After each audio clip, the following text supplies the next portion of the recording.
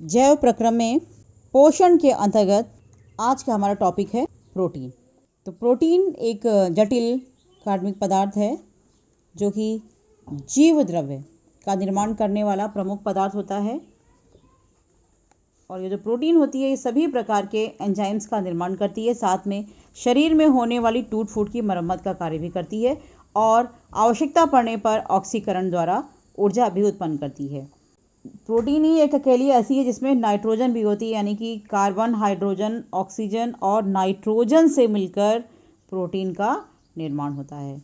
और जो प्रोटीन का एक अणु होता है कई अमीनो अम्ल से मिलकर बनता है, यानी कि हम कह सकते हैं कि जो अमीनो अम्ल होते हैं वो प्रोटीन की संरचनात्मक या एकलक इकाई हैं। जंतु की ये जो जीव द्रव्य होता है उसकी संरचना में लगभग 20 प्रकार के अमीनो अम्ल भाग लेते हैं। इनमें से 10 अमीनो अम्ल का निर्माण कोशिकाएं स्वयं करती हैं और 10 अमीनो अम्ल को हम विभिन्न प्रकार के पोषक तत्वों के माध्यम से भोजन के रूप में लेते हैं।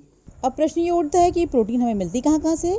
तो स्टूडेंट्स, प्रोटीन हमें जंतु और वनस्पति दोनों से मिलती है। अगर हम बात करें जंतु प्रोटीन की, तो जंतु प्रोटीन हमें मांस, मछली, दूध, अंडा, पनीर यानी कि जितने भी डेयरी प्रोडक्ट्स हैं इनसे हमें जंतु प्रोटीन मिलती है। और अगर बात करें वनस्पति जगत की, तो वनस्पति जगत से दालों में मूंगफली, बादाम वगैरह में ये हमें अच्छे से उपलब्ध रहता है। अब आएंगे हम प्रोटीन के कार्य पर, एक नज़र डालते हैं कि प्रोटीन आखिर हमारे शरीर में क्या क्या काम करता है। तो स्टूडेंट्स, प्रोटीन शरीर की वृद्धि में हेल्प करता है, यानी कि शरीर की वृद्धि में सहायक होता है।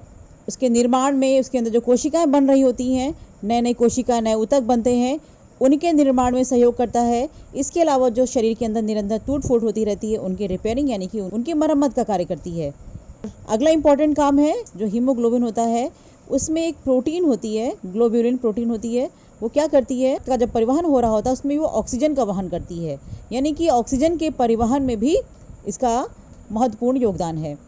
इसके अलावा एंजाइम्स के रूप में रासायनिक उत्प्रेरक यानी कि कैटालिस्ट का कार्य करती है और वसाओं का संश्लेषण का कार्य भी करती है।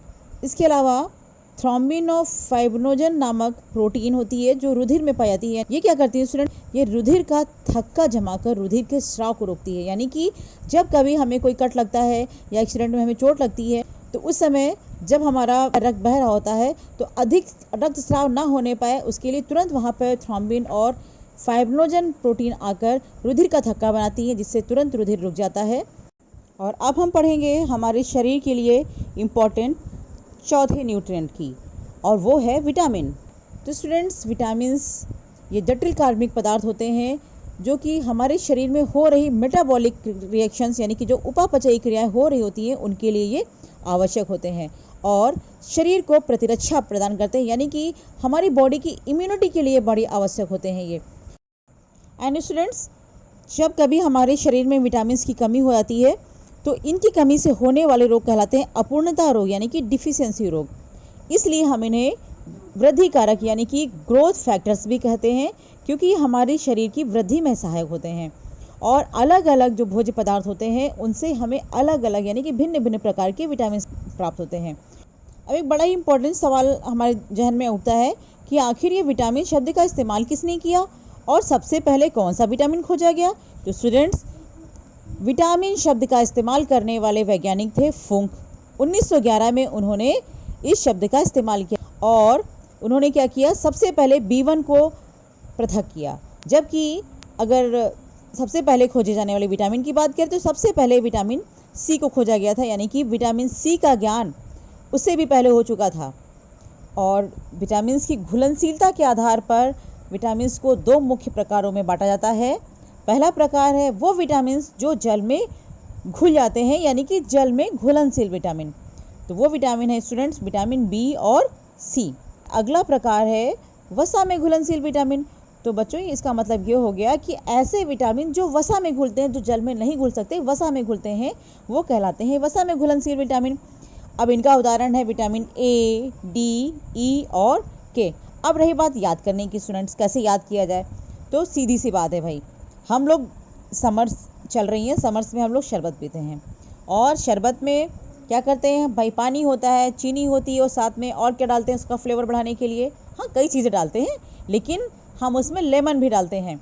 और बच्चों आप अच्छी तरह से जान लीजिए कि जितने भी खट्टे फल होते हैं सब में विटामिन सी बहुतायत में पाया जाता है। तो यानी कि नींबू घुल रहा है जल में, तो इट मीन्स क्या, विटामिन सी जल में घुल रहा है। विटामिन सी के साथ में कौन सा विटामिन आ रहा है, बी आ रहा है, यानी कि विटामिन बी और सी क्या हो गया, जल में घुलने वाले हो गए।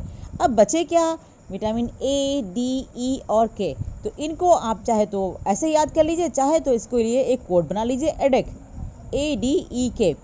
तो बी सी क्या हो गया, विटामिन बी सी हो गया जल में घुलनशील विटामिन, और एडेक यानी कि vitamin A, vitamin D, vitamin E and के, ये हो गए वसा में घुलनशील।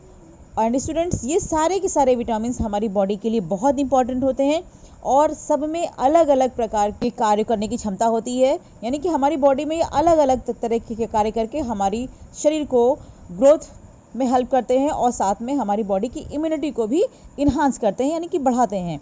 तो अब हमारा अगला लेक्चर होगा जिसमें हम ये जानेंगे कि आखिर ये विटामिन हमें किन किन भोज्य पदार्थों से मिलते हैं, यानी कि इन विटामिन के स्रोत क्या हैं, कार्य क्या है और इनकी कमी से कौन सा रोग होता है। और साथ में हम ये भी जानते चलेंगे कि कौन कौन से भोज्य पदार्थ खाकर हम इन बीमारियों को दूर कर सकते हैं। तो आज के लिए इतना ही।